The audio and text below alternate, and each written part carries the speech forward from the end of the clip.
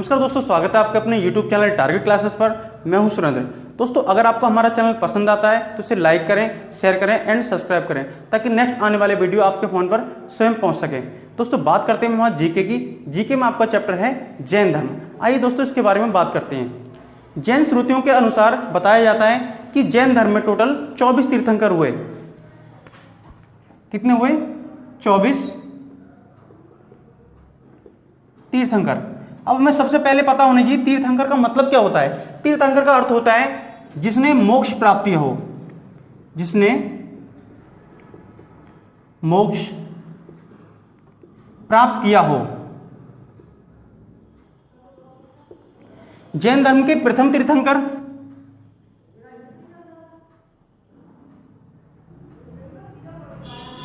ऋषभदेव थे तथा इसके 24वें तीर्थंकर महावीर स्वामी हुए। इनके बचपन का नाम वर्धमान था। महावीर स्वामी का जन्म वैशाली के कुंडग्राम में 540 ईसा पूर्व हुआ था। इनकी माता का नाम त्रसला तथा पिता का नाम सिद्धार्थ था। महावीर स्वामी की बीवी का नाम, पत्नी का नाम यशोदा तथा यशोदा से एक पुत्री हुई जिसका नाम था प्रियदर्शना। प्रियदर्शना का विवाह एक राजपूत क्षत्रिय से हुआ जिसका नाम था जमाली। आपसे क्वेश्चन पूछ सकता है कि महावीर स्वामी का प्रथम शिष्य कौन था, तो उनका दामाद मतलब बेटी का पति क्या था? जमाली। वो उनका ये जमाली जो थे ये इनके सबसे पहले शिष्य थे। आइए दोस्तों आगे बात करते हैं। बताया जाता है महावीर स्वामी को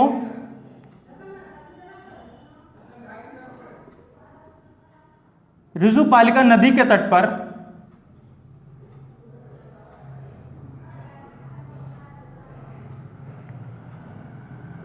जमब्रक ग्राम के निकट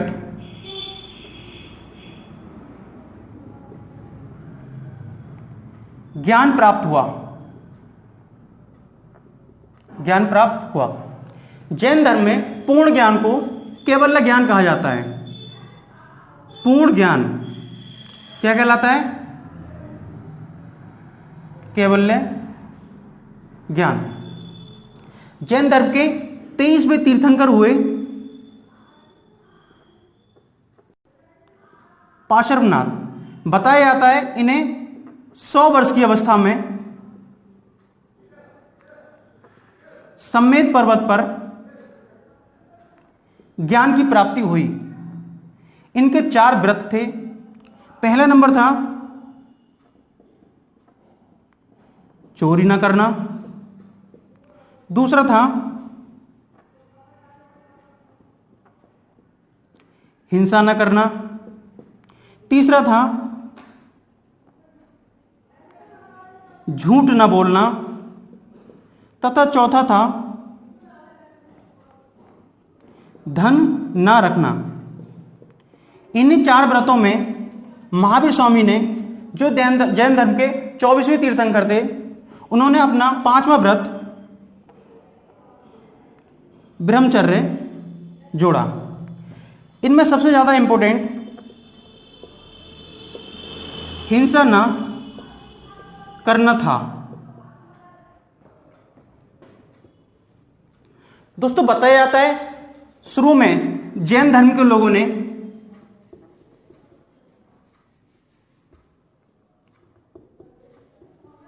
प्राकृत भाषा को अपनाया तथा जैन धर्म के 24वें तीर्थंकर महावीर स्वामी ने अपना पहला उपदेश राजगीर, जो कि बिहार में है, पाली भाषा में दिया तथा उन्होंने आगे का प्रचार प्रसार वो प्राकृतिक भाषा में किया। उन्होंने अपना पहला उपदेश राजगीर में पाली भाषा में दिया तथा आगे का जो प्रचार प्रसार किया था जैन धर्म का वो प्राकृत भाषा में किया था।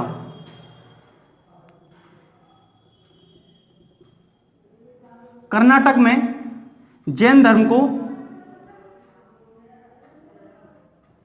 चंद्रगुप्त मौर्य ले गया था तथा कलिंग के राजा खयारवेल, कलिंग के राजा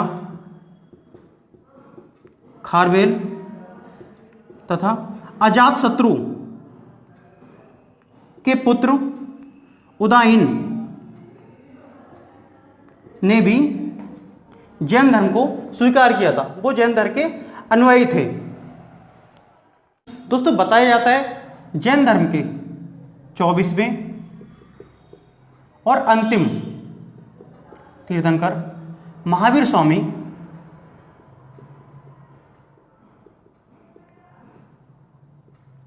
के अनुयायी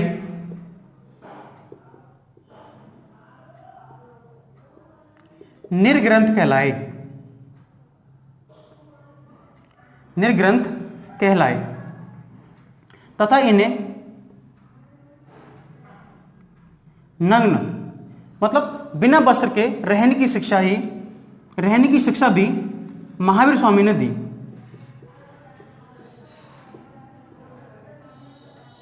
जैन धर्म का सबसे बड़ा केंद्र चंपा नगरी था। चंपा नगरी था। आपसे क्वेश्चन पूछा सकता है कि जैन धर्म का सबसे बड़ा केंद्र कौन था, तो यह क्या था? चंपा नगरी। ये बिहार में है।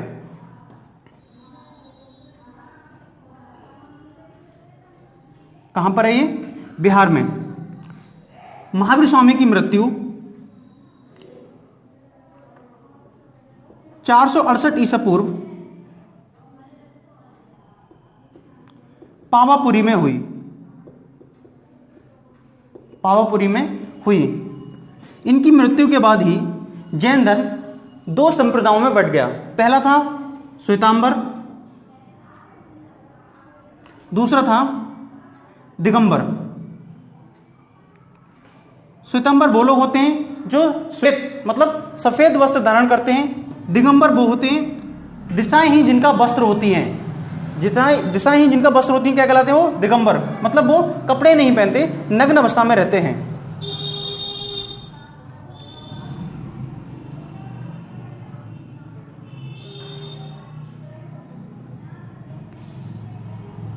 एक शब्द है संलेखन विधि।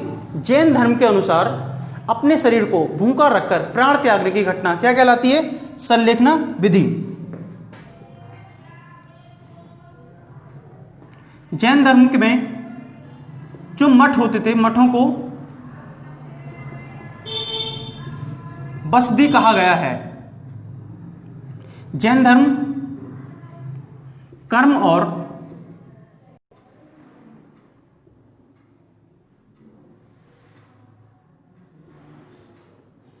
पुनर्जन्म में विश्वास रखता था। उन्हें लगता था कि इंसान ही कर्म के कारण ही वो जन्म लेता है और मृत्यु को प्राप्त होता है। राजस्थान के माउंट आबू पर्वत पर दिलवाड़ा का मंदिर जैन धर्म के अनुयायियों ने बनवाया था तथा जैन धर्म में